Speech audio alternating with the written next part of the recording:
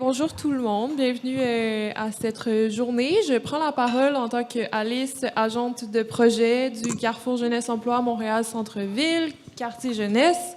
C'était juste pour vous mentionner un petit peu, là, vous êtes où en ce moment, sur quel lieu. Le quartier jeunesse est un organisme à but non lucratif qui offre des services gratuits aux jeunes de 15 à 35 ans en accompagnement en employabilité, par exemple. Donc, on a des conseillers en emploi qui sont là pour aider et on a aussi des programmes de stage pour l'insertion socio-professionnelle. On a aussi cet espace qu'on met de l'avant pour les jeunes, pour des projets par et pour les jeunes. Donc, on peut les accompagner, par exemple, au niveau financier, l'accompagnement professionnel. Donc, si jamais vous avez des questions après le panel, n'hésitez pas à venir me voir pour discuter avec moi. Merci. Merci beaucoup, Alice. Donc, à mon tour de vous souhaiter la bienvenue ici et également en ligne, puisqu'on a aussi des personnes sur Zoom. Donc, merci infiniment d'être là aujourd'hui pour ce panel qui s'intitule « Génération engagée, parcours inspirant et relève en action ». Merci encore une fois au quartier jeunesse pour leur accueil et je tiens aussi à remercier le gouvernement du Canada par l'entremise d'Affaires mondiales Canada pour le financement de cet événement. Donc aujourd'hui, je pense que vous l'avez compris si vous êtes là, l'idée c'est vraiment de vous montrer qu'il n'y a pas un seul parcours type pour s'engager, que ce soit dans l'engagement communautaire mais aussi dans l'engagement en solidarité internationale. Donc je vais prendre après le temps de vous présenter nos panélistes et leur parcours inspirant. Mais avant toute chose, c'est toujours important pour nous de commencer par une reconnaissance territoriale.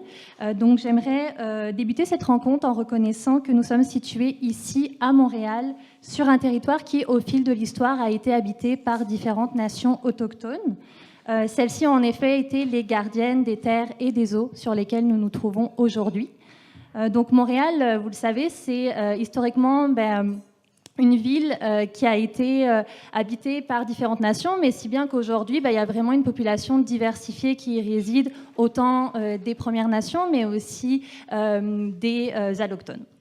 Donc nous, c'est dans le respect des liens entre le passé, le présent et l'avenir qu'on reconnaît les relations continues qu'entretiennent et que continueront d'entretenir les communautés autochtones et allochtones ici même.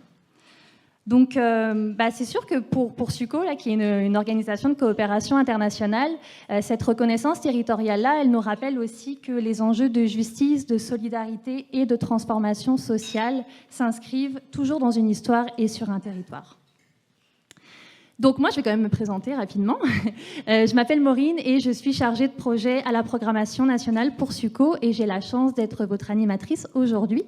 À main levée, pour qui est-ce que c'est la première fois avec SUCO, le premier événement? Ok, ouais, on adore ça, avoir des nouveaux visages. Donc merci à vous d'être là. Nous, à SUCO, on croit beaucoup à la relève et au parcours non linéaire et à l'apprentissage par l'engagement. Donc, vous allez voir, ce panel s'inscrit exactement dans cette vision. Alors, aujourd'hui, on a la chance d'avoir 5 très très belles personnes. C'est sûr que je ne vais pas pouvoir vous présenter leur long CV, sinon l'heure et demie va être écoulée. Mais je vous invite vraiment, sur Zoom, on vous met un lien dans le clavardage pour pouvoir lire les biographies. Puis, dans la salle, vous pourrez vous rendre sur la page de SUCO pour les découvrir. Mais je vais quand même vous dire quelques mots sur chacune et chacun d'entre eux. Alors, on va commencer avec Alice, qui est juste ici, qui a pris la parole au début. Donc Alice, elle travaille au quartier jeunesse où elle contribue au développement d'espaces et d'initiatives d'engagement jeunesse pour les jeunes. Elle a aussi fait une expérience de stage au Guatemala, dont elle va nous parler un petit peu plus tard. Puis aujourd'hui, elle est également à la maîtrise en médiation culturelle. Merci encore Alice. Interculturelle, merci. On a aussi juste à côté Martine, qui est titulaire d'une maîtrise en relations internationales de l'Université de Montréal. Il est aujourd'hui chargé de programme à la COSI et il est notamment responsable des dossiers jeunesse en environnement. Merci encore Martine d'être parmi nous. On a juste à côté de moi mon collègue François Collinet, qui est aujourd'hui agent à la mobilisation chez SUCO, mais qui avant ça a travaillé pendant une 12aine d'années en restauration, puis qui va justement nous parler de ces fameux parcours non linéaires. Également, tout au bout, on a Véronique. Véronique qui est étudiante à la maîtrise en management et développement durable à HEC Montréal. Mais elle a aussi un très long parcours d'engagement. Elle est membre du conseil d'administration d'Environnement Jeunesse, du collectif étudiant des hautes études post-croissance et de l'aile jeunesse du chantier de l'économie sociale. Et enfin, elle est membre du cercle Transition avec nous chez SUCO. Merci encore, Alice. Et enfin, nous avons aussi Francesca. Francesca, toi, tu es étudiante à la maîtrise en études relations internationales à l'Université de Montréal et aussi stagiaire à l'IBCR. Donc, merci beaucoup. Je commencerai par briser la glace. Pour vous, en un mot, une phrase, qu'est-ce qui vous a donné envie de vous engager pour la première fois? On commence par le bout. Une phrase. Transformer mes frustrations et mes angoisses sur l'état du monde actuel en projet et en action concrète. Donc, canaliser cette énergie-là. Je dirais vouloir faire une différence concrète et positive. J'ai deux moments. Ma mère dans les années 90, je vais développer un petit peu plus tard, et l'élan de solidarité qui a eu lieu après les tsunamis qu'il y a eu en 2004 dans l'océan Indien. Je vais développer un petit peu plus tard. Les inégalités, ce serait un mot. Et l'autre, c'est de comprendre les gens en général, comprendre l'humain, comprendre l'autre. Donc, ouais. Puis, un peu comme Martine, moi, je mettrais en deux temps. Ça a été d'abord de faire un travail qui fait sens pour moi, m'engager pour faire du sens dans ma vie. Et tout de suite après, ça a été les inégalités et les injustices, justement, qui m'ont frappé dès que j'ai mis l'orteil dans la solidarité internationale. Merci. Donc, on va pouvoir continuer, justement. Je me tournerai d'abord vers Véronique et puis Martine pour revenir un peu sur ce déclic. Bon, Martine, tu as commencé à nommer quelques mots, mais justement, est-ce que ça a été quoi? Une rencontre, un événement marquant? Qu'est-ce qui vous a poussé concrètement à vous engager dès le début? Ben, c'est ça. Moi, je disais tout à l'heure, ma mère, les tsunamis, mais surtout l'élan de solidarité qui a eu lieu après les tsunamis de 2004. Je commence avec ma mère. Et en fait, je m'en souviens, ma mère est d'origine péruvienne. J'habitais au Pérou quand j'étais enfant. Et elle travaillait à l'époque, je vous parle des années 90, elle travaillait à l'époque dans une ONG en développement social économique. Et je m'en souviens l'avoir accompagnée quand j'avais, je ne sais pas, 5 ans, 6 ans. Je l'avais accompagnée dans des événements, dans des rassemblements, des consultations, dans des communautés appauvries au Pérou. Et je m'en souviens encore, et pendant que je vous parle, j'ai les images, de ces rencontres-là, mais surtout de la résilience des gens, des personnes, des communautés face au plein de défis qui pourraient s'ouvrir à l'époque. Donc ça, c'est un élément qui m'a marqué. L'élan de solidarité en lien avec les tsunamis, peut-être plusieurs d'entre vous n'étaient pas encore nés, 2004. Est-ce qu'il y avait des gens déjà encore nés dans la salle? Une, deux, ok, quelques-uns. Et c'était le pire tsunami de l'histoire, en fait. Plus de 250 000 personnes qui ont décédé malheureusement, 14 pays touchés. J'habitais à l'époque, 2004, j'habitais au Mexique, parce que j'ai aussi des origines mexicaines, donc j'ai parlé déjà du Pérou, Mexique. J'habitais à l'époque au Mexique et avec des amis, on s'est organisé pour faire une petite collecte dans notre quartier, une collecte de dons, de matériaux, de nourriture. Et c'est ce qui m'a frappé. En plus, on parle de l'époque 2004, dont l'Internet venait de commencer, mais n'était pas omniprésent comme aujourd'hui. Et donc, on est allé frapper des portes pour aller, hey, on fait une petite collecte. Ça m'a impressionné de voir la solidarité des gens. Mexique, Océan Indien, c'est quand même très loin. On a réussi à récolter beaucoup de choses qu'après, on est allé déposer dans les centres de collecte. Donc, cet élan de solidarité, c'est quelque chose aussi qui m'a marqué. Après, deux autres éléments que j'aimerais partager avec vous. Et ça, c'était 2004. On voyage dans les temps en 2010, aux alentours de 2010. Et je venais de finir mes études et j'ai commencé mon premier emploi formel après les études et dans un cabinet de consultants en développement social. Et on avait réussi à signer une entente de collaboration avec une fondation internationale, ce qui m'a permis par la suite de coordonner un programme de renforcement des capacités au niveau national au Mexique. Et à partir de cette expérience-là, j'ai eu la chance, vraiment, je me considère très, très chanceux d'avoir rencontré des jeunes comme vous, et très inspirants, très engagés. J'ai eu la chance aussi de visiter des projets vraiment super inspirants en matière de souveraineté alimentaire, économie sociale et solidaire, santé, éducation, etc. Donc, voir cette jeunesse engagée m'a vraiment inspiré, m'a vraiment marqué. Et une dernière expérience que je pourrais partager avec vous, c'est tout récent, les 4 dernières années, à la COSI, l'Association québécoise des organismes de coopération internationale. Et je participe dans les conférences de parties, les COP sur le climat, les COP sur la biodiversité. Et le fait d'être là et de rencontrer, d'appuyer les luttes, les revendications des groupes, des pays, des communautés du Sud face aux injustices qu'on vit dans le monde, ça aussi m'a permis d'approfondir mes engagements en matière, par exemple, de justice climatique et justice sociale. Merci beaucoup. On voit qu'il y a différents éléments justement qui t'ont poussé à t'engager. Toi, de ton côté, Véro? Comment passer après ça? De mon côté, je pense que ça a commencé très jeune.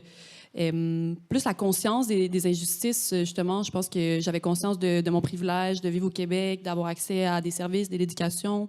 J'étais aussi au début du secondaire dans une école privée et je me posais beaucoup de questions sur justement pourquoi moi j'avais accès à ça et pas d'autres gens. Et donc, je dirais que comme tout ça s'est forgé tranquillement, je ne m'étais pas impliquée encore à l'époque au secondaire, mais en 2012, j'étais en fin secondaire 5 et j'ai commencé à justement plus m'impliquer au niveau social, aller manifester dans les rues. Puis là, j'ai comme vraiment découvert qu'est-ce que l'engagement pouvait procurer comme bonheur, l'espèce de manque de communauté qu'on vit, je pense, comme jeune aussi, avec les réseaux sociaux, tout ça. J'avais comme pas ressenti à quel point ça me manquait, ce besoin-là de communauté avant de vivre de l'engagement, notamment avec la lutte étudiante en 2012. Puis, je dirais que ça a comme pris plus de temps avant de s'installer concrètement dans ma vie, l'engagement. C'est plus venu justement quand j'ai décidé de revenir aux études à la maîtrise. Je quittais un monde de PME, but lucratif, course au profit, malgré que c'était une PME avec des ambitions très louables de consommation locale. J'étais quand même désillusionnée du monde du travail, puis j'avais envie de construire quelque chose d'autres projets autres que la course au profit, justement. Et là, c'est là qu'à HEC, j'ai découvert notamment, grâce au cours de Yves-Marie Abraham, le cours de décroissance, ça a comme vraiment ouvert mes yeux sur peut-être un projet de société alternatif à ce qu'on vit actuellement, puis la possibilité de faire des projets qui contribuent à cette société peut-être alternative. Et donc, j'ai comme plus sérieusement commencé à m'impliquer avec Environnement Jeunesse, avec le collectif HEPC, à HEC, qui justement se bat pour parler plus de transition socio-écologique dans les cours. L'aile jeunesse, c'est venu un petit peu plus tard, c'est plus récent, donc tout ce qui est économie sociale, donc répondre aux besoins sociaux avant d'accumuler le profit dans des intérêts justement privés. Donc, ça s'est construit dans le temps, je te dirais, mais c'est un aboutissement là, de tout ça. Je pense que le système n'est pas nécessairement fait aussi pour qu'on prenne le temps de s'impliquer. Donc, moi, j'étais beaucoup à l'école stressée de mes notes et de la performance. Et donc, ça m'a empêchée de prendre le temps, je pense, de m'impliquer plus tôt. Mais rapidement, quand j'ai compris que c'était comme justement plus systémique, ben là, je me suis dit, OK, je vais prendre plus de temps pour faire ça. Puis, mon Dieu, ça change une vie, donc c'est vraiment super, ouais. Ben, merci infiniment. Puis justement, tu parles de système. Moi, je vous propose que dès maintenant, on déconstruise un peu ensemble un préjugé, c'est de penser que pour s'engager, il y a un parcours type ou une opportunité. Je ne sais pas, par exemple, on veut s'engager, travailler en solidarité internationale. Si on n'a pas fait telle maîtrise, ce sera impossible, puis on ne pourra jamais y revenir. Ben, je vous propose qu'on déconstruise ça à travers deux parcours justement différents. Peut-être je me tournerai vers toi en premier, François. Une question orientée, évidemment, vous avez déjà une idée de la réponse, mais est-ce que ton parcours a été linéaire ou est-ce qu'au contraire, il y a eu des détours avant que tu arrives chez Suco aujourd'hui? Non. Juste, je vais en profiter parce que je vois qu'il y a des gens à l'extérieur. On a des places aussi en avant, donc n'hésitez pas, soyez pas timides, venez. Mais non, en fait, moi, jusqu'à 30 ans, je ne pensais pas travailler dans le domaine de la solidarité internationale. C'est ça, en fait, je trahis un peu mon âge, mais je ne fais plus partie statistiquement des jeunes. Mais je suis encore jeune, par contre, dans le milieu. J'ai commencé tardivement, justement. Je travaillais jusqu'à mes 30 ans en restauration. J'aimais beaucoup ça. Puis un jour, j'ai voulu en fait quitter j'avais l'impression de vivre le jour de la marmotte. Puis je voulais faire un travail qui faisait sens pour moi. Et je voulais commencer une reconversion de carrière. Je ne savais pas trop quoi faire. Puis en fait, j'ai eu une occasion de faire un stage au Sénégal. J'avais aucune idée c'était quoi la coopération internationale. J'ai vu comme un coup de tête. Puis ça a été, je suis arrivé, c'était des programmes, les anciens programmes Québec sans frontières. C'était dans des engagements de 6 mois avant en fait de formation. Je suis arrivé sur le tard, c'était à 2 mois de partir. Je me suis embarqué là-dedans. Je savais pas trop dans quoi je m'en allais. Puis ça a été vraiment une révélation. Et en fait, je pense, on est très chanceux en fait de faire des rencontres dans ce domaine. Et en fait, la personne qui accompagnait mon stage m'a vraiment donné la piqûre de la solidarité internationale. Je vous disais, c'était au début de faire sens, mais c'est aussi à travers cette expérience que j'ai découvert tout le poids des inégalités et surtout des injustices qui en sont corollaires. Et je me suis dit, ok, en fait, ça, c'était juste le début d'une nouvelle implication. Donc, je en profite aussi pour justement parler de ces programmes d'initiation de la solidarité internationale qui m'ont permis justement de faire un premier essai. C'était des engagements outre-mer de 2 mois et demi. Donc, c'est un engagement qui est quand même assez limité, mais qui permet de déjà voir qu'est-ce que c'est. Ça mange quoi en hiver, la solidarité internationale? Puis par la suite, il y avait l'occasion de moi-même accompagner un groupe de stagiaires à Madagascar, d'où d'ailleurs j'ai eu une super équipe qui vraiment, là aussi, ça a été une expérience transformatrice. Travailler avec aussi un organisme communautaire à Antananarivo, excusez-moi, je cherche mes mots, mais de voir justement les implications et les difficultés que l'on peut rencontrer dans le communautaire ici, mais qui finalement sont assez similaires à travers le monde, puis comment en fait les solidarités peuvent nous renforcer mutuellement. Donc ça a été un second step où, si vous m'aviez dit ça à 25 ans, que j'allais faire un stage au Sénégal, un stage à Madagascar, je me dis, what? Je sais pas moi ça. Puis finalement, je me suis découvert un réseau, découvert des valeurs qui me rejoignaient. Et par la suite, j'ai pu aussi m'engager avec Développement épais. Il y avait des opportunités de stage à l'intérieur des organisations. Puis là, tu permets de mieux comprendre, OK, c'est quoi les dynamiques, toutes les dynamiques avec les bailleurs de fonds, de rencontrer des gens fascinants. Donc, des bifurcations comme ça qui finalement t'amènent à 37 ans, puis très heureux dans sa job à Suco. Donc non, on a la chance aussi au Québec de pouvoir avoir des retours aux études qui se font à tout âge. Donc en voyant l'amour que je développais pour ce domaine-là, je me suis dit, mais ok, pourquoi pas retourner sur les bancs d'école, aller chercher des compétences. Donc entamer une maîtrise d'études internationales à 30 ans, je ne pensais pas que c'était possible, mais finalement, ça a été justement une révélation pour moi. Puis voilà, un petit parcours bifurcation. Mais merci infiniment, François. Moi, je trouve que c'est quand même très courageux, justement, de se lancer puis de changer. Puis, je sais que je parlais un petit peu avant de plusieurs personnes qui étaient en question de reconversion professionnelle. Donc, je pense que tu montres que c'est possible. Peut-être que sur Zoom aussi, il y a des personnes qui se posent la question. Donc, merci beaucoup. Francesca, toi, de ton côté, est-ce que ton parcours est plus linéaire? Comment est-ce que ça t'est venu? Je dirais que oui, dans le sens que j'ai vraiment fait comme mes 2 ans de cégep, mes 3 ans de bac, mes 2 ans de maîtrise. À ce niveau-là, je dirais que c'est assez linéaire, mais en termes de ce que je veux faire encore à ce jour, je ne pourrais pas dire précisément. Donc, pour l'instant, oui, mais je ne sais pas encore ce que les prochains mois me réservent même.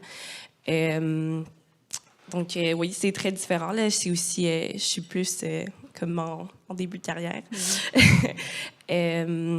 Mais j'ai eu la chance de travailler dans deux OCI, donc ça me permet d'avoir aussi une perspective, un peu d'expérience aussi, savoir vers quoi je veux peut-être plus m'orienter ou plus vers quoi je veux me tourner. Mais ouais, pour répondre à la question, oui, je dirais que c'est plus... Oui, 100%, parce que je pense que ça va dans les deux sens. Hein. On peut commencer justement sa carrière plus en lien avec la solidarité internationale, puis faire par la suite quelque chose d'autre, ou inversement, commencer dans quelque chose qui n'a rien à voir, puis y venir ensuite. Je pense que c'est fini les générations précédentes où on rentrait dans une entreprise ou une organisation, puis on faisait toute notre carrière là-bas. Maintenant, la réalité du marché du travail, puis peut-être des ambitions qu'on a font qu'on veut aller vers autre chose. Puis justement, on va pouvoir en reparler un peu, mais avoir une expérience en lien avec la solidarité internationale, ça peut être une autre corde à notre arc qu'on vient ajouter. Donc, c'est vraiment compatible aussi avec le reste. Alors, je me tournerai vers toi, Alice. Je l'ai mentionné un petit peu plus tôt, ton expérience de stage au Guatemala, mais je l'ouvre quand même, tu n'es pas obligé de parler de ça. Mais moi, ma question, c'était, est-ce que tu as une expérience marquante comme ça, liée à l'engagement, qui t'a aidé à te forger aujourd'hui? Ben, écoutez, on peut parler du stage, on est là pour ça, mais avant tout, je dirais que, en fait, moi, j'ai un baccalauréat en sociologie. J'ai gradué il y a 4 ans, puis j'avais en bon québécois une écœurantite du système universitaire, des études. J'étais comme un peu tannée de parler de concepts, mais de ne pas vivre concrètement c'était quoi dans le milieu terrain. Surtout qu'en sociologie, on parle beaucoup des inégalités sociales, des inégalités d'accès à certains services, etc. Donc, je m'étais dit que j'avais besoin d'avoir d'expérience. Puis, tout au long de mon bac, j'avais essayé de trouver de l'expérience justement dans le milieu communautaire, ce qui faisait du sens pour moi à travers les programmes souvent d'emploi d'été Canada. Quand on est étudiant, c'est assez facile durant l'été de trouver des expériences dans le milieu communautaire. J'avais travaillé pour Multicaf, un organisme dans Côte-des-Neiges, comme animatrice culturelle. C'était dans la pandémie. C'était un service de banque alimentaire. Il y avait beaucoup d'itinérance aussi dans ce milieu-là. Donc ça m'a quand même beaucoup forgé. De comprendre d'autres réalités. Moi, je viens du plateau, j'ai grandi dans le plateau, je viens d'une famille, je sais pas, une famille assez... mes parents sont profs et tout. Puis le Côte-des-Neiges, c'est beaucoup de nouveaux arrivants. On faisait beaucoup de sensibilisation par rapport à tout ce qui est matière à la salubrité des logements, l'accès au logement. Bref, je touchais à une multitude d'enjeux. Puis ce sentiment de comprendre la réalité de l'autre, puis de genre pouvoir aider un minimum dans toute humilité possible, parce que c'est pas en donnant un pamphlet ou en expliquant quelque chose que tu vas changer la vie de quelqu'un, mais quand même, ça faisait du sens, quand on parle de sens. Puis, finalement, j'ai appliqué pour un poste comme agente de mobilisation juste en finissant mon bac avec la table de quartier Peter McGill. Si vous ne savez pas c'est quoi une table de quartier, vous pourriez venir me poser la question à la fin. Puis, le Carrefour Jeunesse Emploi, le quartier jeunesse. Et donc, je faisais de la mobilisation citoyenne. Puis, de fil en aiguille, j'ai un peu changé de poste, construit un petit peu mon poste qui me plaît aujourd'hui. Puis, j'ai acquis énormément de compétences dans le milieu communautaire. Peut-être que je prêche pour ma paroisse, mais, ben, tu sais, le titre d'un poste, tu peux tout faire après, puis tu peux un peu créer ta propre expérience. Donc c'est ça, quand même transformateur au niveau professionnel, puisque j'ai acquis énormément de compétences, puis même humainement, j'ai touché à justement encore l'accès au logement, à la création d'espaces verts dans le quartier du centre-ville, ce qui est un espace où il y a très peu d'espaces verts, puis c'est quand même un gros enjeu au centre-ville. Puis, on a réussi à créer un espace vert en 3 ans. Donc, ça, c'est vraiment incroyable. Et, pour venir au stage, J'avais envie de faire cette expérience-là depuis le secondaire. Donc, ça faisait vraiment longtemps que c'était quelque chose que j'avais en tête. Je savais juste pas comment m'y prendre. Quand j'étais plus jeune, j'avais tenté d'aller vers un carrefour jeunesse, voir c'était quoi les expériences de volontariat à l'international qui étaient possibles sans que ça soit un peu du volontourisme. Donc, j'avais pas réussi à trouver ce qui faisait du sens pour moi. Puis c'est l'an dernier, c'est en mars dernier en fait que je suis allée, ça fait pas très longtemps, ça fait pas un an encore. J'ai appliqué en décembre pour le stage avec Alternative. Donc c'était un 3 mois.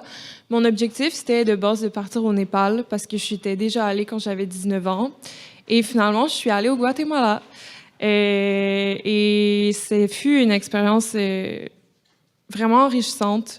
Puis le pont que j'ai à faire entre le communautaire puis l'expérience du Guatemala, c'est au final, à travers les compétences que j'ai acquises dans le milieu communautaire, j'ai vraiment pu enrichir mon expérience dans mon mandat en coopération internationale, puisque c'était un mandat de gestion de projet pour aider à créer un outil de suivi d'impact pour des projets avec les femmes qu'ils faisaient. C'est un collectif écologiste en environnement, puis ils travaillent avec des communautés autochtones et métisses dans des régions rurales, avec particulièrement les femmes, puisque c'est celle-ci qui était principalement le plus touchée, par exemple, par rapport à l'accès à l'eau. Donc, c'est ça. Puis, secondement, ça m'a extrêmement ouvert les yeux. C'est comme un rappel, c'est comme des choses que tu sais si tu vas à l'école et tout, mais quand tu le vis, il y a de quoi qui devient concret, puis il y a quelque chose qui te forme, puis qui peut changer dans ton esprit un peu, de dire, OK, c'est très de déconstruire certaines choses qu'on connaît, qu'on apprend à l'école, mais de voir la vision, par exemple, par rapport à l'écologie féministe du Sud, particulièrement en Amérique latine, pour moi, c'est très transformateur. Ça parle beaucoup, le rapport à la terre, le rapport à... Tout est lié. Donc, humainement, professionnellement, c'est de garder ces choses-là près de soi, puis de continuer à avancer avec ses valeurs, avec cette continuité d'apprentissage-là. J'ai parlé beaucoup, mais voilà. Merci. Puis c'est vrai que je trouve ce qui revient beaucoup entre les différentes interventions qu'on a entendues, c'est le côté humain, justement. C'est un mot qui revient à chaque fois, mais je pense que c'est ça l'engagement, c'est aussi d'expérimenter, de vivre quelque chose, mais qui a ce côté social-là qui est vraiment très intrinsèque, puis qui vient nous changer aussi de l'intérieur. Donc merci aussi de l'avoir abordé. Maintenant, je me tournerai de nouveau vers Véronique et Martine. On entend souvent, puis je pense à juste titre parce que je travaille avec plein de jeunes et je peux le dire, mais que la jeunesse, elle est engagée quand même. Il y a cette volonté, tu sais, les valeurs aujourd'hui sont portées beaucoup par les jeunes. À votre avis, c'est quoi les enjeux qui mobilisent particulièrement les jeunes? Puis est-ce qu'il y a une différence entre les nouvelles générations puis les générations précédentes? Bien sûr, je ne vais pas parler pour tous les jeunes parce que je pense que il y a une diversité. Donc, c'est sûr que moi, je suis immersée dans un milieu. Je dirais que la priorité dans les milieux dans lesquels je m'implique, qu'est-ce qui motive les jeunes, c'est un peu la crise de sens du modèle actuel. Le coût de la vie augmente. Avec les réseaux sociaux, on est au courant de tellement de choses horribles qui se passent dans le monde. Puis, il y a un peu une désillusion aussi à travers les études. Même moi, je l'ai vécu, de travailler très fort pour se rendre quelque part. Puis au final, même quand on est là, ça correspond pas vraiment à ce qu'on s'imaginait. On pensait pouvoir peut-être avoir accès à quelque chose, mais au niveau de la vie qu'on voulait avoir, mais que c'est pas le cas, et que donc on veut se battre pour peut-être une autre forme de société. Donc moi, c'est vraiment ça. Je pense c'est ça. Il y a de l'éco-anxiété, une espèce de solitude, un besoin de communauté qui est propre à l'humain. Là, je pense que on n'est pas fait pour vivre autant sans se parler et sans collaborer. Donc c'est ça qu'on retrouve, je trouve, dans l'engagement avec les jeunes avec lesquels je m'implique, c'est que peu importe le domaine d'études, il y a ce sentiment-là de crise de sens, de perte de repères, puis de manque de contrôle aussi sur notre destin. Puis comment, ensemble, on peut peut-être par des petits pas, essayer de reprendre des portions de la société ou de faire des projets alternatifs qui proposent un autre modèle, tu sais. Fait que, à partir de là, est-ce que c'est différent des autres générations? Je pense que on peut parler de plein de générations à travers le monde qui ont fait des révolutions parce que, justement, le modèle qui était proposé par les classes dominantes n'était pas ceux-là à quoi ils aspiraient. Donc, je pense que ça revient parce que l'humain, il y a ce besoin de sens-là, de connexion à la nature, à la communauté. Fait que ça revient à chaque génération. Je pense différemment, mais ça revient. Merci. Martine? Oui, de mon côté, tout comme mon ami François, je suis plus jeune. Selon les Nations Unies, ça fait 6 ans que je ne peux pas être considéré comme jeune, mais jeune d'esprit, ça oui, c'est sûr et certain. Et donc, je pourrais partager avec vous, en fait, je pourrais profiter aussi de mon expérience à la COSI, et je pourrais partager peut-être avec vous quelques éléments de réponse que nous, on a récoltés, mais j'aimerais justement les valider avec vous. Parce que nous, à la COSI, on a un espace de concertation jeunesse qui s'appelle la table de concertation jeunesse en solidarité internationale. Et via cet espace de concertation-là, depuis fin 2023, on travaille le développement de la première stratégie d'engagement jeunesse en solidarité internationale au Québec. Et on a réalisé une série de consultations, des enquêtes qui nous ont permis d'identifier justement quels sont les intérêts des jeunes à s'impliquer en solidarité internationale. Donc, j'ai quelques éléments de réponse, mais encore une fois, j'aimerais voir si ça fait encore du sens. Le contexte évolue tellement vite. Donc, il y a surtout, d'après les résultats de nos consultations, les jeunes s'engagent en solidarité internationale parce qu'ils sont animés par des aspirations profondes qui vont au-delà d'un simple engagement. C'est-à-dire, les jeunes cherchent avant tout l'opportunité de s'engager concrètement pour un changement, et je pense que l'a mentionné ici, un changement social significatif. Est-ce que ça fait du sens, ça? Ça vous parle? Premier élément, check, parfait. Donc, les jeunes souhaitent s'engager particulièrement, question pour vous, au sein des luttes systémiques contemporaines. Par exemple, justice climatique. Est-ce qu'il y a d'autres exemples qui vous viennent à l'esprit quand on parle de justement lutte systémique contemporaine? Par exemple, égalité des genres, ouais. L'antiracisme. Je pourrais ajouter, ça ne se trouve pas dans notre enquête parce qu'on l'a finalisé déjà il y a quelques mois, mais le contexte actuel pourrait nous faire penser aussi aux enjeux liés à la militarisation. Donc, c'est sûr que les jeunes souhaitent s'engager dans des luttes systémiques contemporaines et les jeunes aussi qui s'impliquent ou qui souhaitent s'engager en solidarité internationale souhaitent développer des compétences valorisées par au niveau organisationnel, mais aussi au niveau social, au niveau personnel, et des compétences, et surtout des compétences alignées aussi avec leurs valeurs, avec vos intérêts, avec vos aspirations et vos compétences. Est-ce que ça fait du sens? Ouais. Yeah. Non, parce que c'est un travail qu'on a fait en co-construction avec plusieurs organisations, avec plusieurs individus. Là, je vois des personnes, en fait, qui se sont impliquées aussi dans tout ce travail-là. Donc, est-ce que ça change par rapport aux générations précédentes? Personnellement, de façon globale, il me semble que non. Les luttes sont là. Par contre, je pense que les moyens ont changé, ont évolué. Internet, l'intelligence artificielle. Donc, c'est sûr que ce sont des outils... oui, il y a une petite musique là. Intelligence artificielle, Internet, c'est sûr que ce sont des outils qui ont un impact positif, mais aussi négatif dans certains cas, dans l'engagement. Donc, pour conclure, c'est ça. Je pense que le contexte est là, malheureusement, et c'est un contexte à l'heure actuelle qui n'est pas difficile, mais l'engagement des jeunes est aussi présent. Et je pense qu'aujourd'hui, c'est un très bon exemple. On voit la salle, on voit les jeunes qui sont engagés. Donc, je vous invite, s'il vous plaît, à continuer cet engagement-là. Merci beaucoup. Je pense que ça pourrait être une discussion intéressante pour votre souper ce soir, mais vous êtes avec vos parents, de justement comparer les niveaux d'engagement. Je suis sûre que parmi vous, il y en a peut-être qui se demandent, ok, c'est bien gentil, mais comment est-ce qu'on passe d'une opportunité peut-être bénévole à quelque chose vraiment de professionnel? Parce que souvent, on l'a tous vécu, je pense, on s'engage, on donne de son temps, mais on n'est pas forcément rémunéré. Moi, le nombre de stages non payés que j'ai fait pour pouvoir arriver où je suis, puis c'est beaucoup d'investissement, puis il y a un moment, on a besoin quand même de vivre aussi.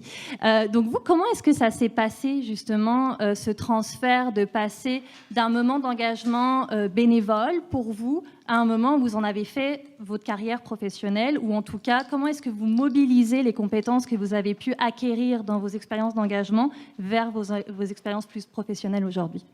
Puis je pourrais peut-être ouvrir... si quelqu'un veut se lancer. François, tu me regardes, mais est-ce que...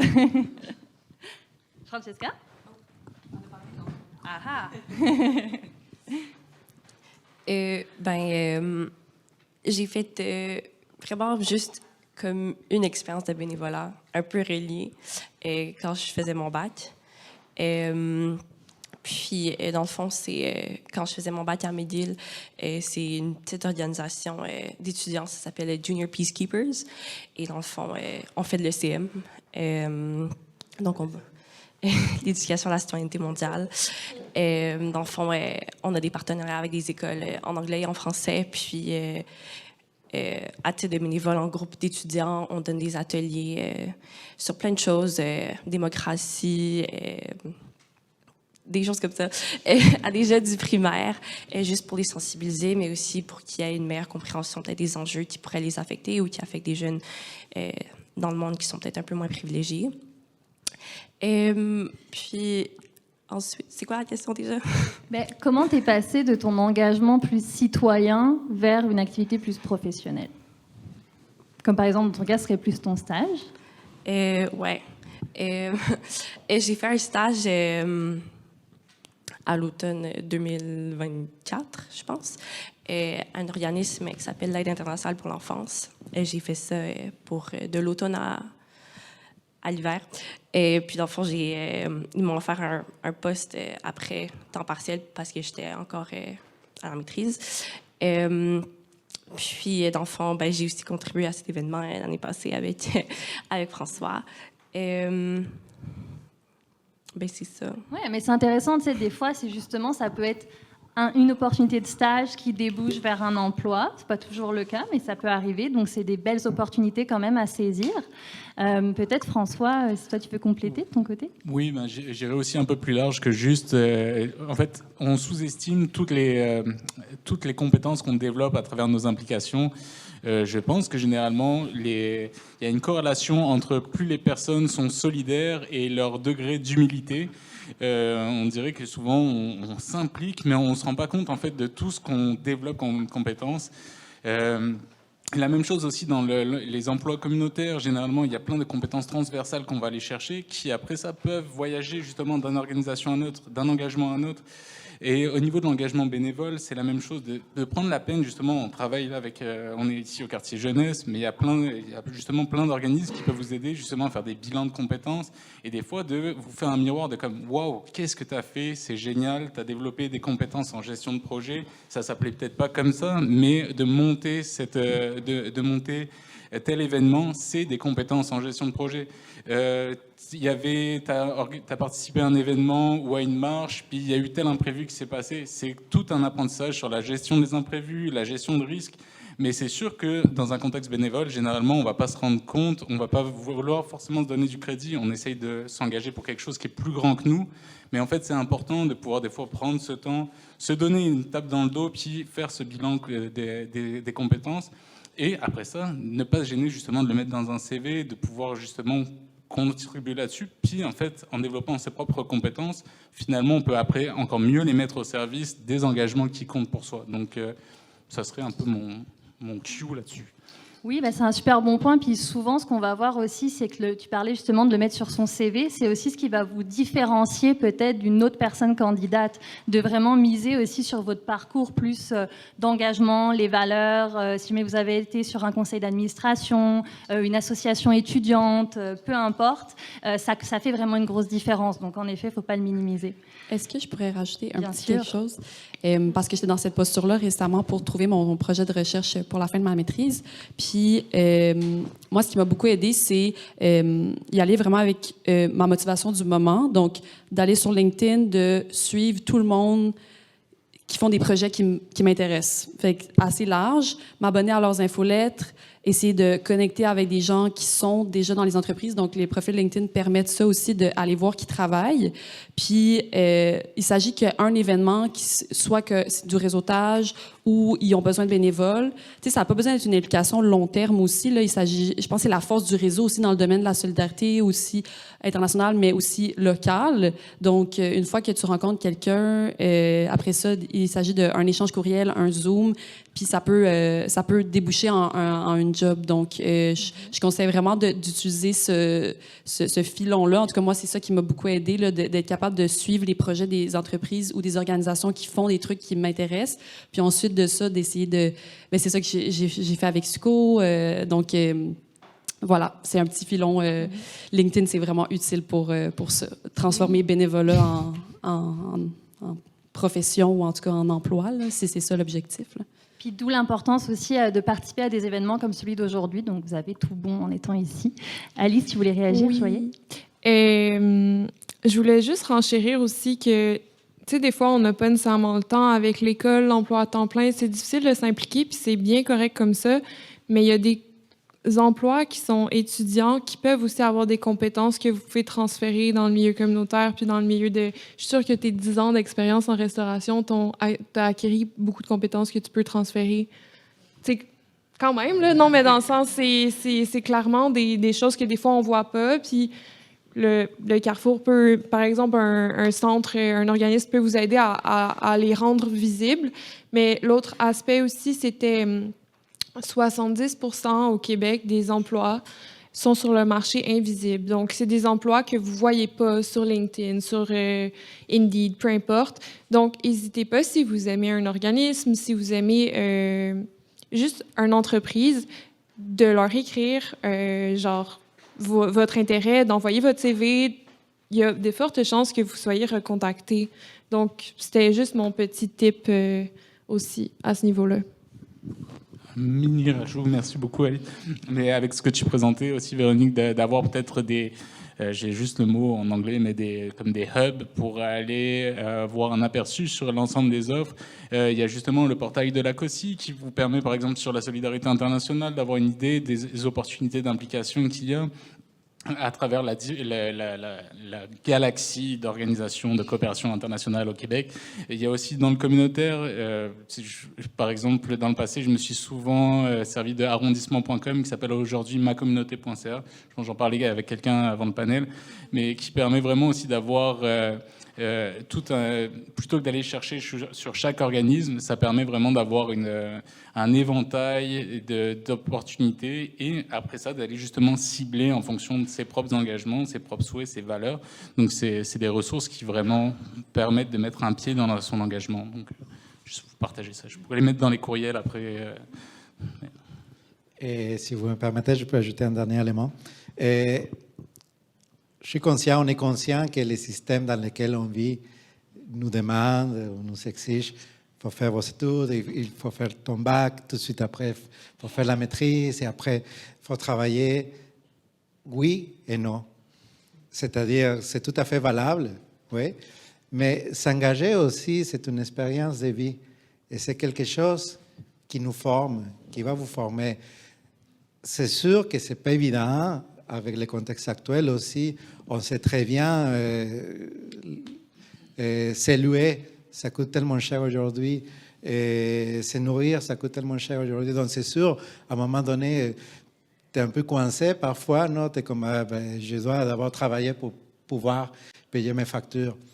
Mais si vous avez l'occasion, vraiment, essayez de vous engager. Parce que ça va vous former en tant que personne, mais ça va être aussi super utile quand vous allez plonger dans la recherche d'emploi. Donc vraiment, il ne faut pas avoir peur.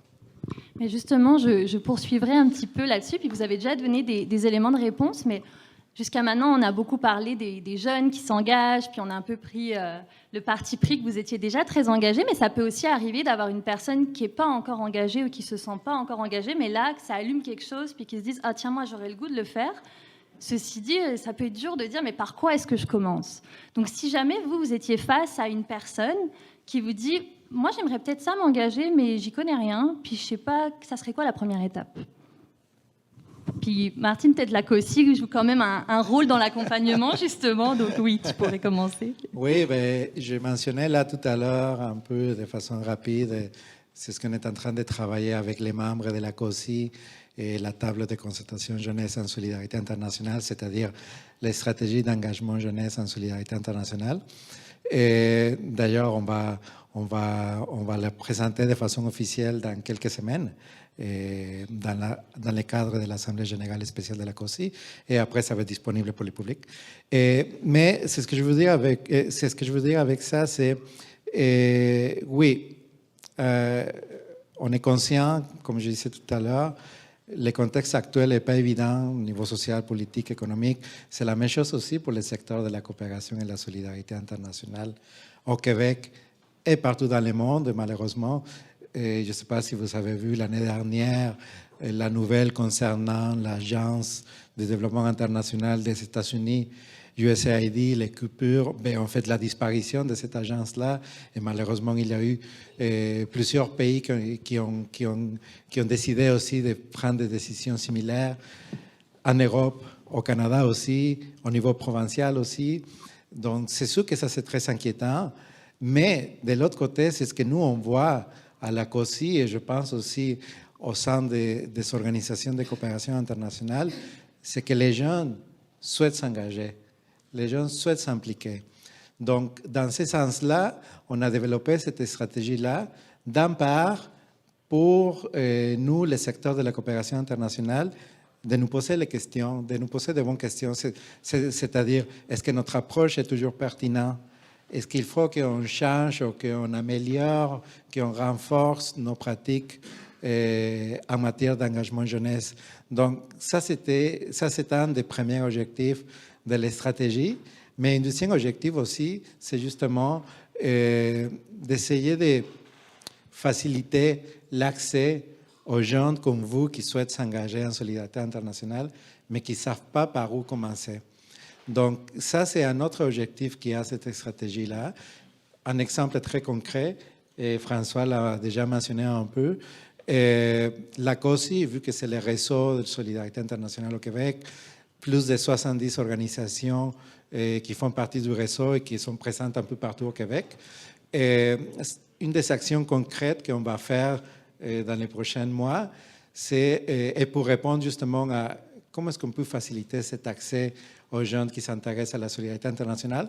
On va avoir un espace virtuel où les organisations comme SUCO, Développement et Paix et d'autres organisations vont pouvoir, par exemple, présenter, afficher leurs initiatives phares en matière d'engagement jeunesse.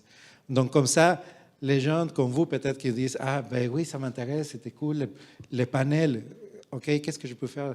Ensuite, il va y avoir un espace virtuel où vous allez, mettons, voir une sorte de parcours d'engagement partout au Québec, pas seulement à Montréal, partout au Québec, et aussi à l'international.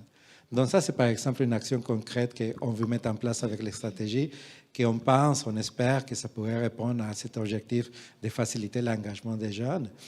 Mais bon, on est en train de travailler sur ça. Vous allez recevoir ou voir les informations sur les réseaux sociaux au courant des prochains mois.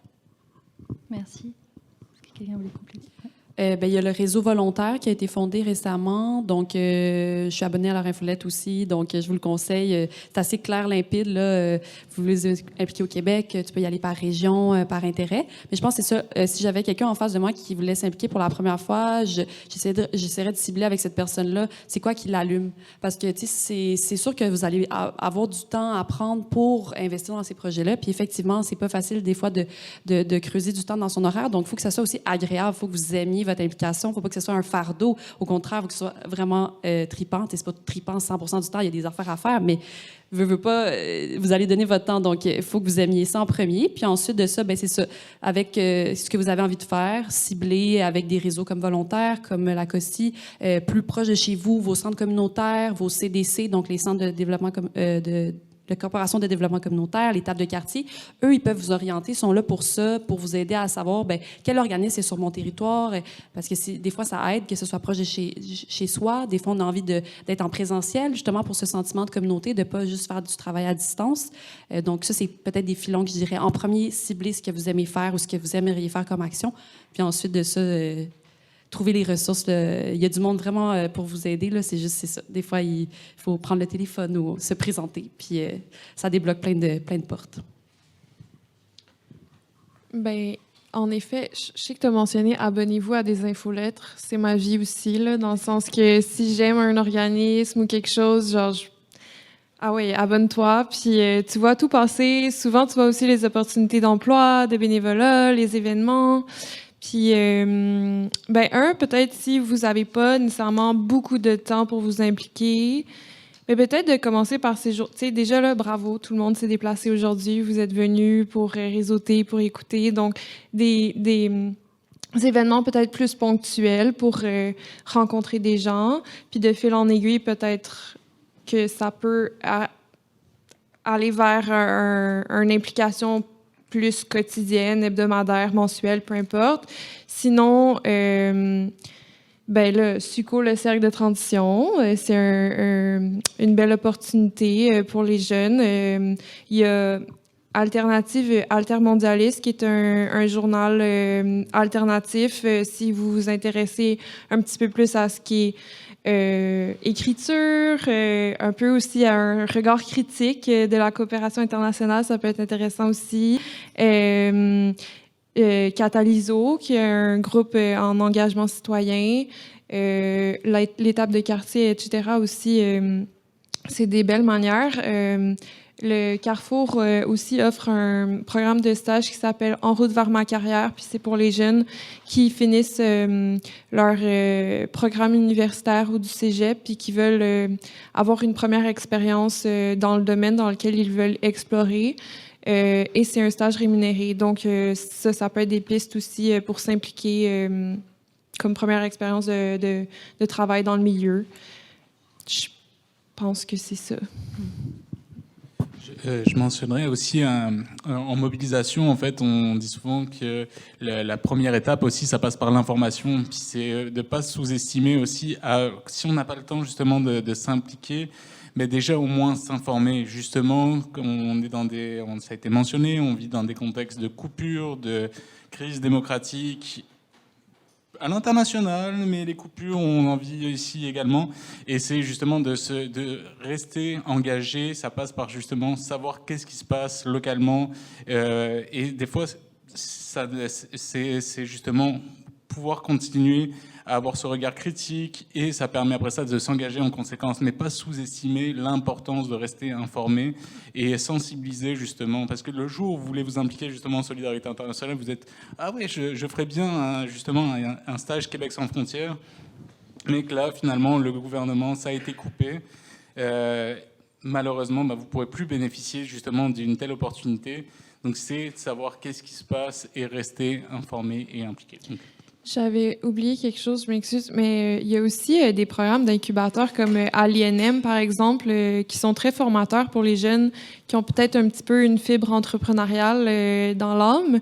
Puis, c'est ça, tantôt je parlais de l'espace, mais je vais aussi faire de la petite promotion, mais on a souvent des appels à projets pour les jeunes, plus jeunes étant jusqu'à 35 ans, qui ont des initiatives qui veulent les faire émerger ou les faire continuer, où on peut donner du financement, l'espace, le matériel, de l'accompagnement. Par exemple, on a eu un groupe qui était passé à travers l'INM qui s'appelle Polyjeunes, un groupe de jeunes qui ont créé un organisme, puis c'est pour démocratiser un petit peu le milieu de la politique, puis qui ont fait des panels sur l'immigration de la politique, les jeunes en politique. Donc, juste sachez qu'il y a ces espaces-là dans les endroits communautaires souvent qui peuvent vous accompagner, que ce soit ici ou ailleurs dans d'autres quartiers. Merci. Francesca, moi je serais curieuse de t'entendre si jamais tu avais une personne de ton entourage justement qui te disait « Ah, ça a l'air vraiment le fun tout ce que tu fais. Moi j'aurais le goût de m'engager, mais j'ai aucune idée par où je commence. » Tu lui dirais quoi? Moi, ce que j'ai fait, c'est quand j'ai voulu vraiment commencer à m'engager, j'étais au bac. Donc, par exemple, dans les universités, souvent, il y a beaucoup de groupes étudiants pour des causes et tout plein de causes, en fait. Donc, ça, c'est aussi un bon moyen de t'impliquer si tu as moins de temps aussi, vu que tu es déjà à l'école. Souvent, ça coïncide plus avec ton horaire. Sinon, ce que j'ai fait aussi, c'est que j'ai parlé avec des gens qui étaient dans mes classes, qui s'étaient déjà impliqués d'une façon ou d'une autre. Par exemple, c'est comme ça que j'ai entendu parler de l'AIPE, où est-ce que j'ai travaillé auparavant, parce qu'il y a une fille avec qui j'avais fait un projet, qui avait fait un stage là, puis elle avait vraiment aimé ça. Donc, ensuite, j'ai postulé, puis j'ai eu un stage. Mais c'est vraiment juste de parler avec les gens qui sont autour de toi, peu importe leur milieu. Souvent, il y a des opportunités que peut-être que tu n'aurais jamais pensé, mais qui peuvent quand même t'intéresser. Donc, c'est juste de prendre cette chance d'aller vers les gens. Je sais, c'est pas toujours facile. Moi-même, je suis pas quelqu'un qui a tendance tant à aller vers les gens, poser des questions, mais ça vaut vraiment la peine des fois de juste sortir de sa zone de confort. Puis je ferai du pouce aussi sur ce que disait Martine plus tôt, mais c'est quand même une responsabilité qui est partagée dans le sens que les organisations aussi, on a envie de créer ces espaces-là pour les jeunes. Puis on est conscient que l'engagement, on en parle, mais il faut créer les opportunités, il faut créer les espaces, il faut s'assurer que ça soit par et pour les jeunes, que l'esprit de l'engagement soit aussi respecté. Puis Véronique, tu parlais de faire quelque chose qui nous allume. Je pense que ça aussi, c'est important, donc de ne pas créer des opportunités trop rigide, trop toute faite, puis là on attend des compétences spécifiques, puis on tomberait dans un problème où on cherche en fait des jeunes professionnels, puis c'est une façon détournée de prendre vos compétences sans vous rémunérer, c'est vraiment pas ça le but. Puis si je peux me permettre une petite promotion pour Suco, mais en 2022 on a créé justement un programme jeunesse qui était vraiment pensé dans cette idée-là, parce qu'on avait beaucoup de retours de jeunes qui nous disaient mais moi je suis hyper éco-anxieux, que ce soit des jeunes à l'école secondaire ou des jeunes jusqu'à 35 ans comme on l'a dit. Puis parfois l'éco-anxiété, ça peut être un élément de blocage en fait. On peut se dire mais je vois tout va mal, puis je sais pas trop quoi faire, puis ça m'angoisse juste. Donc on a vraiment pensé à un programme qui permette d'être dans l'action. Puis je pense que l'engagement, il y a aussi cette notion-là. On a parlé d'expérience, on a parlé d'humain, mais c'est d'essayer des choses. Donc peut-être que vous serez pas tout de suite les meilleurs, ou peut-être c'est pas du tout dans votre champ de compétences, mais c'est pas grave. C'est ça l'objectif aussi à travers ces opportunités. Donc si jamais un jour vous avez le goût de nous rejoindre, nous on a des cercles de mobilisation. Il y a notamment 2 représentantes ici. Il y a Véronique, il y a aussi Margot qui vient exprès de Québec. Il fallait quand même que je le mentionne. Mais des jeunes engagés, c'est ça. Il y en a plein. Puis on a vraiment le goût de créer des opportunités qui puissent vous ressembler. Puis ces opportunités-là, en fait, on les co-construit ensemble. Donc nous, à travers les cercles, on lance une cohorte chaque année. C'est ouvert à tous les jeunes de 18 à 30 ans, sans condition, juste la motivation. Puis ensemble, on détermine un projet qui vous allume et on vous accompagne pour le monter. On s'entoure des meilleurs professionnels pour le faire. Donc cette année, on monte une exposition immersive. On fait ça avec un organisme de design. Donc nous, on n'y connaissait rien en design. Puis vous voyez, on va vraiment chercher justement ces compétences-là de l'extérieur. Donc vous pourrez leur en parler après. Je vous invite vraiment à le faire. Donc merci beaucoup. Je pense que ça serait le moment d'ouvrir les questions du public, autant dans la salle que sur Zoom. J'ai une collègue qui modère le clavardage sur Zoom, donc n'hésitez pas à inscrire vos questions, on les lira pour vous avec plaisir. Y a-t-il des questions? Vous êtes timide? C'était trop clair pour vous.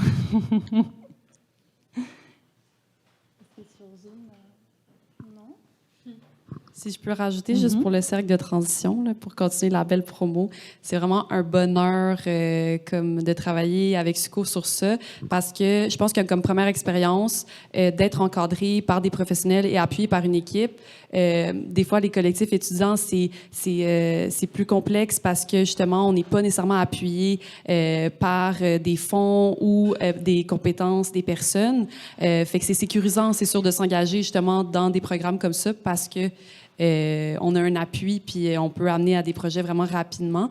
Donc, merci, Suco, là, de nous avoir offert cette opportunité-là. Surveiller les réseaux sociaux pour avril parce que c'est une belle expo qui s'en vient. Puis si je continue sur le pouce de ça, Environnement Jeunesse fait aussi ce genre d'initiative. Je fais partie du CA, donc un petit peu d'autopromo ici aussi. Ils ont un campus de l'engagement, ça c'est nouveau cette année aussi. Je pense que c'est du 18-35 ans aussi ou même du 15. En tout cas, donc ça vaut la peine de regarder pour quelque chose de plus encadré. Des fois, c'est plus sécurisant pour les premières implications d'avoir des professionnels derrière soi là, qui nous appuient. Peut-être avant qu'on ait des questions, je me tournerai vers toi, François, pour parler de la campagne L'heure d'agir. Je pense que ça pourrait être un beau complément. Oui, bonne idée, merci. En fait, on a un peu mentionné le contexte de coupure et le contexte dans lequel on est. Et en fait, on a lancé avec l'ensemble des organisations participantes au programme de coopération volontaire une campagne qui s'appelle L'heure d'agir, où vous la verrez aussi peut-être sous son nom en anglais, désolé pour mon accent, mais Time to Act. Donc, campagne qui est pan-canadienne et qui se veut en fait une plateforme pour mettre tous vos engagements bénévoles et de volontariat. Donc, c'est pour pouvoir faire rayonner nos engagements, mais aussi d'aller chercher des opportunités. Donc, c'est vraiment une plateforme qui lie aussi le social, et, le local et l'international. Donc, on veut vraiment montrer qu'il n'y a pas une scission entre l'engagement à l'international et l'engagement local. Et il faut arrêter de penser en vase clos et de vouloir séparer les deux. Les personnes qui s'engagent généralement à l'international sont également souvent très engagées aussi dans leur collectivité, leur communauté locale. Donc c'est vraiment le but de cette plateforme, de faire un plaidoyer auprès du gouvernement, auprès aussi de la population canadienne, pour rappeler la place de cette solidarité-là, montrer qu'on est une société civile forte. Puis on voulait profiter justement d'être avec des jeunes engagés aujourd'hui pour faire un petit appel, justement, si vous engagez déjà, n'hésitez pas à aller loguer votre action bénévole ou votre volontariat sur la plateforme. C'est gratuit, ça prend 2 secondes, c'est juste se connecter. Et ça vous permet aussi de visibiliser ce que vous faites. Et vous pourrez également aller chercher d'autres opportunités d'engagement. Je rappelle, donc ça s'appelle L'heure d'agir, mais pour les personnes inscrites, par la suite, on va faire dans un courriel, je vais pouvoir vous remettre le lien, donc vous pourrez directement aller voir. Puis n'hésitez pas justement à nous écrire si vous avez des questions sur cette campagne. Merci beaucoup. Je me retourne à nouveau vers vous. Est-ce que vous avez eu le temps d'avoir des questions qui vous viennent? Ça peut être aussi de partager justement une expérience d'engagement que vous avez eue, que ce soit positif ou négatif. Oui, je vais t'amener le micro.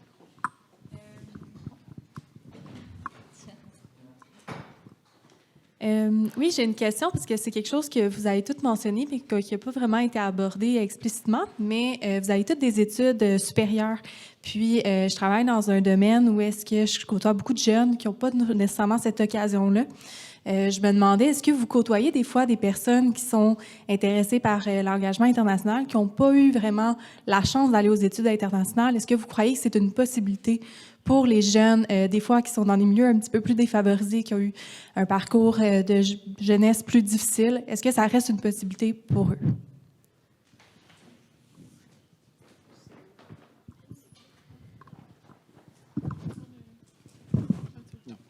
Merci. Oui, tout à fait. Tout à fait. Je pense qu'on a un exemple aussi ici avec François. En fait, je pense que l'engagement n'a pas de limites, n'a pas de barrières au niveau des études, il n'y a pas de barrières au niveau du langage. C'est vraiment l'esprit ou l'envie de vouloir s'engager, c'est ça qui est important. Après, c'est sûr, les expériences bénévoles, professionnelles, académiques vont pouvoir peut-être renforcer, bonifier cet engagement. Mais bien sûr qu'il y a des jeunes, qu'il y a des personnes qui s'engagent en solidarité internationale, qui n'ont pas fait des études en solidarité internationale. Parce que quand on parle de solidarité internationale, c'est pas seulement comme c'est ce qu'on peut avoir. Moi, je m'en souviens quand j'étais jeune, j'étais comme, ah oui, je vais faire relations internationales, je veux faire des études en relations internationales parce qu'après, je veux travailler dans les ambassades et toute cette affaire-là. Oui et non aussi. C'est-à-dire, c'est pas nécessaire d'avoir des études quand tu veux t'engager en coopération et solidarité internationale. Ça va être une force, oui, bien sûr, mais aussi l'effet d'avoir, à ta question précise, d'autres types d'études, un parcours académique différent, ça, c'est une force aussi.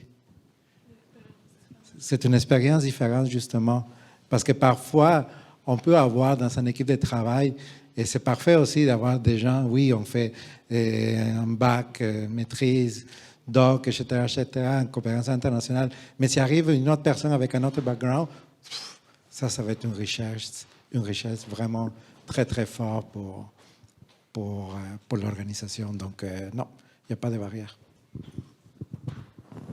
Vu que tu m'as name-droppé, je continue. Effectivement, quand, par exemple, j'ai fait mon stage au Sénégal, je vous ai dit qu'entre-temps, j'ai fait une maîtrise par la suite, mais en engagement, je n'avais pas encore justement de maîtrise. Puis,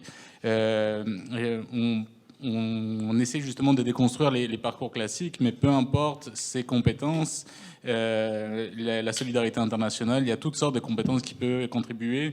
Et justement, si on a une expertise technique qui n'a pas forcément été mise en valeur dans un contexte d'études supérieures, mais qu'on a un apport technique qui peut être fait, c'est aussi d'aller se jeter, ce qui n'est pas un très bon français, mais d'aller chercher s'il n'y a pas des opportunités. On parlait un petit peu avant le panel, il y a par exemple un organisme Cuisiniers sans frontières.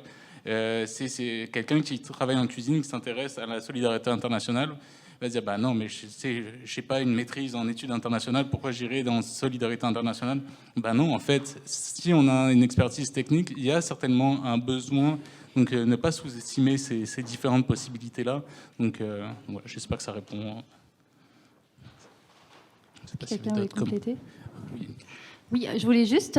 moi, j'avais un petit point aussi pour ta question que j'adore.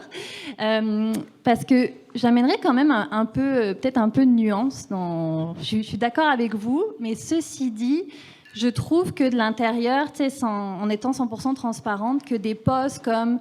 Par exemple, tu vois, dans des OCI classiques, prenons Oxfam, prenons Suco, prenons le ceci, des postes de chargés de projets internationaux, je trouve que c'est quand même des personnes qui ont étudié en relations internationales, qui ont eu des premières expériences à l'international, puis qui ont des parcours assez semblables. Par contre, ce qu'il ne faut pas oublier, c'est que dans des ONG, il y a une variété de postes disponibles.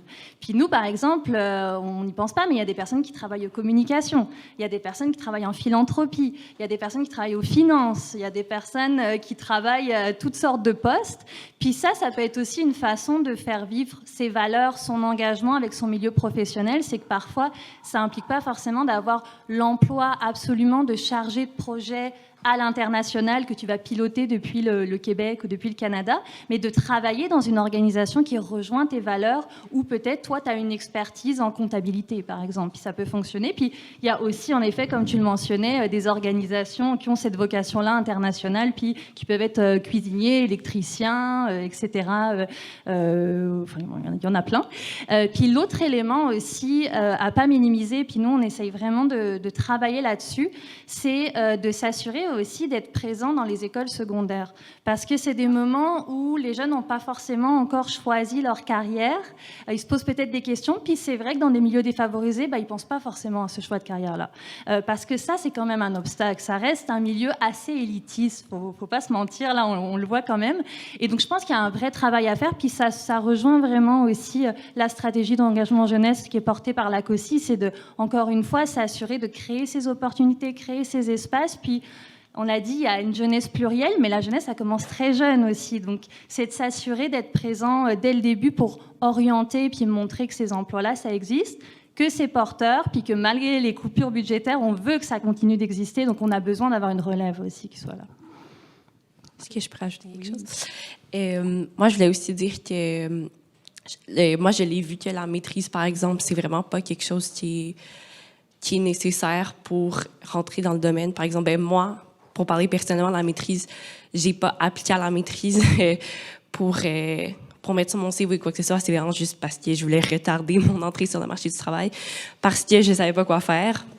Puis, ça s'est avéré que, au final, ma première expérience, c'est pas le fait que j'ai été à la maîtrise qui a fait que j'ai eu ce poste.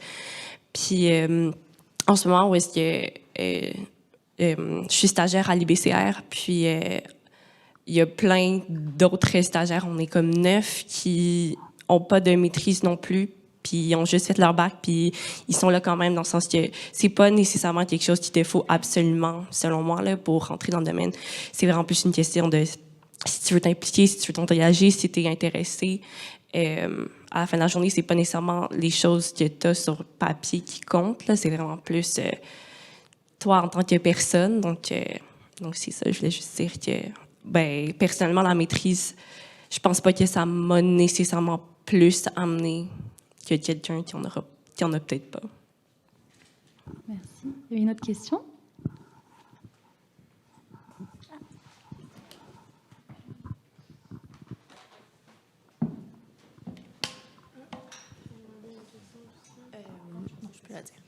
La question nous vient d'Éric dans le chat qui dit qu'il est nouvel arrivant au Canada.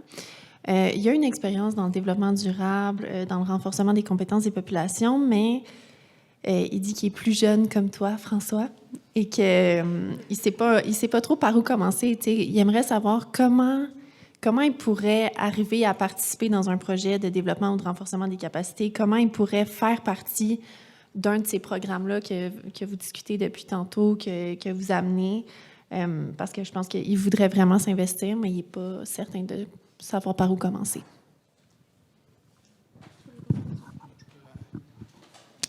Alors, en solidarité avec les plus si jeunes, mais jeunes encore, en fait, il y a les deux premières réponses qui me viennent à l'esprit, c'est déjà, peut-être avant un engagement professionnel, il y a des opportunités de bénévolat. Et je travaille justement dans le communautaire. J'ai travaillé également pour Promis, qui est un organisme de soutien aux personnes nouvellement arrivées.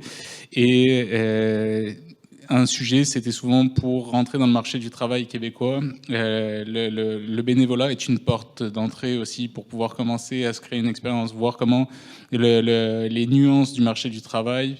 Puis beaucoup d'employeurs exigent une expérience au Québec pour travailler dans leur entreprise. C'est comme, oui, mais comment je peux travailler dans une entreprise si vous me laissez jamais rentrer dans une entreprise parce que j'ai pas d'expérience au Québec. Donc, le bénévolat est une possibilité, justement.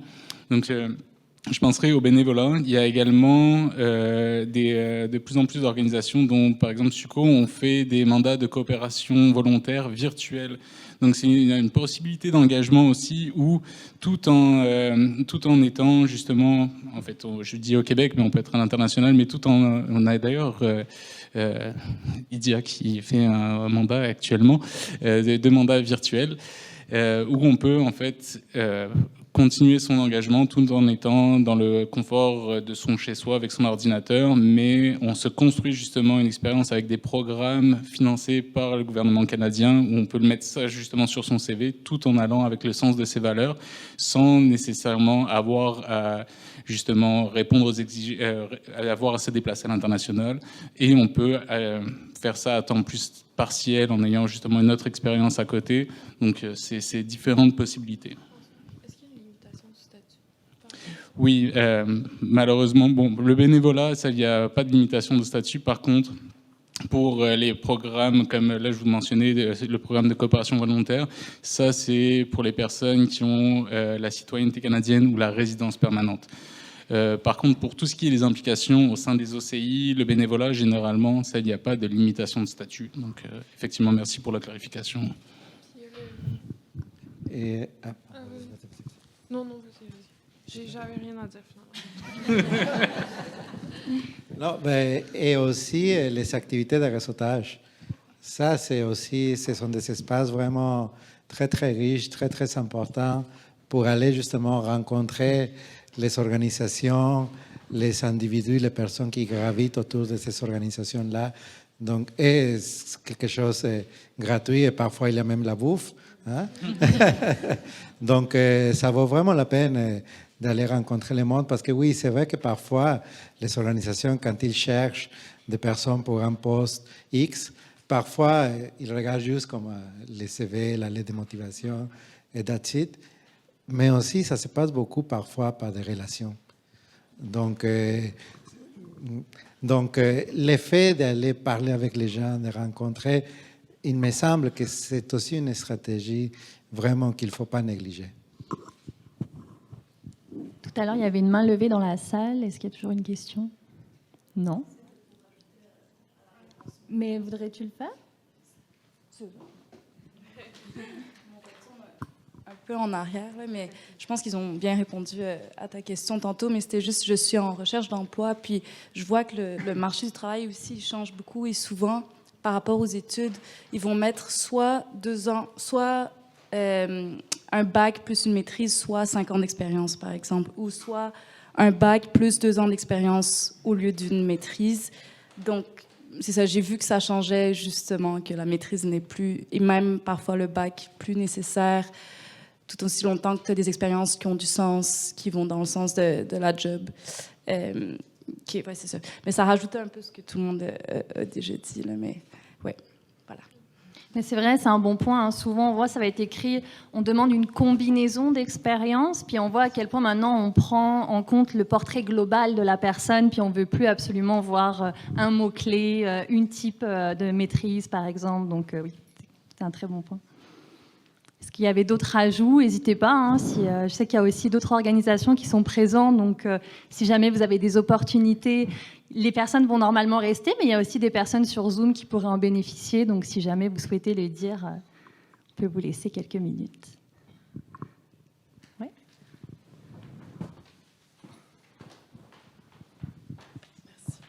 Bonjour, merci pour vos partages. Moi, c'est Léa, je travaille pour Développement épais, donc autour de la programmation jeunesse.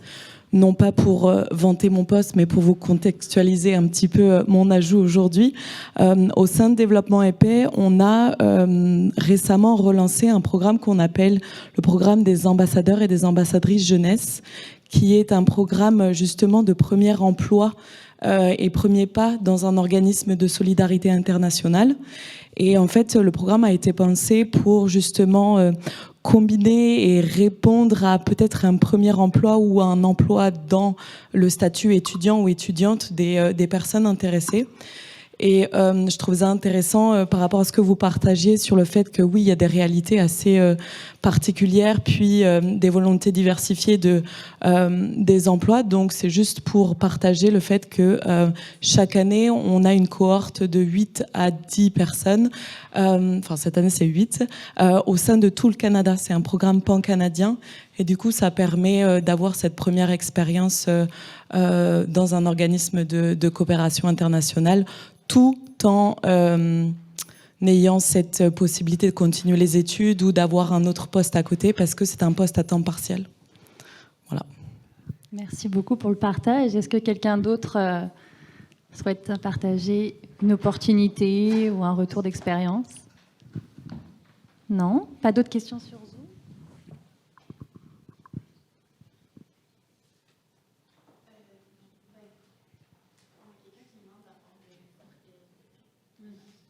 Ah, quelqu'un voudrait votre courriel. On pourra faire des mises en relation par la suite. Ça sert aussi à ça hein, aujourd'hui.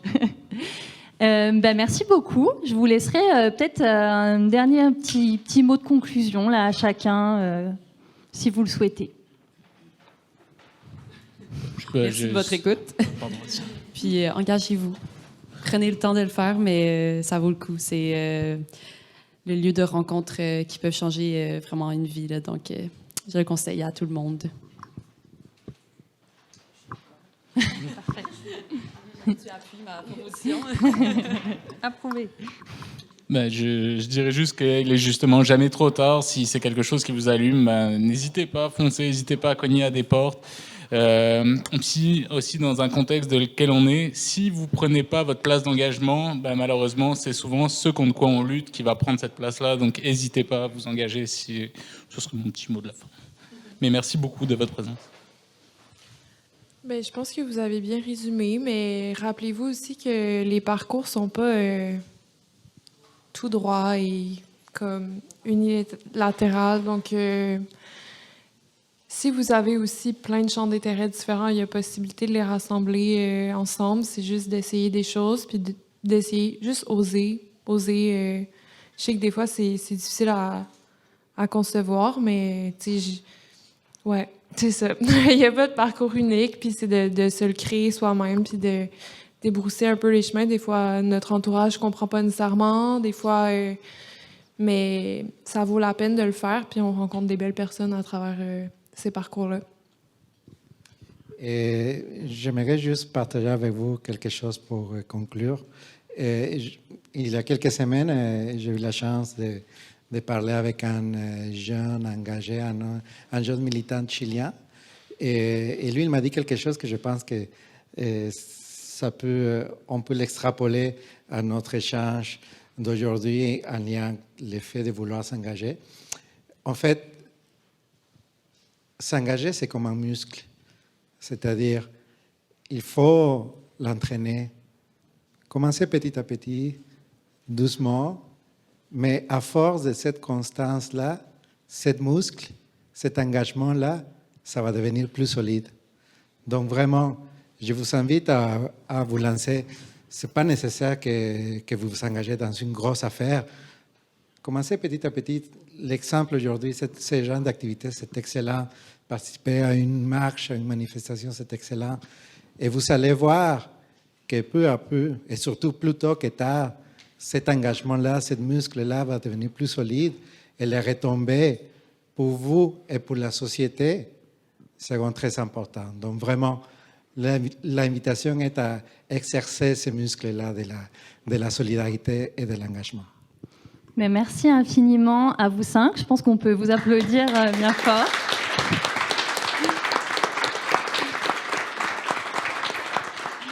C'était vraiment l'objectif aussi de ce panel, de démontrer qu'il n'y a pas de parcours linéaire, que vous avez toutes et tous votre place pour l'engagement, puis aussi qu'il y a des organisations qui prennent leurs responsabilités pour vous offrir ces espaces-là. Donc, il y en a plusieurs dans la salle et justement, par la suite, vous allez avoir la chance, j'espère, de pouvoir échanger avec elles.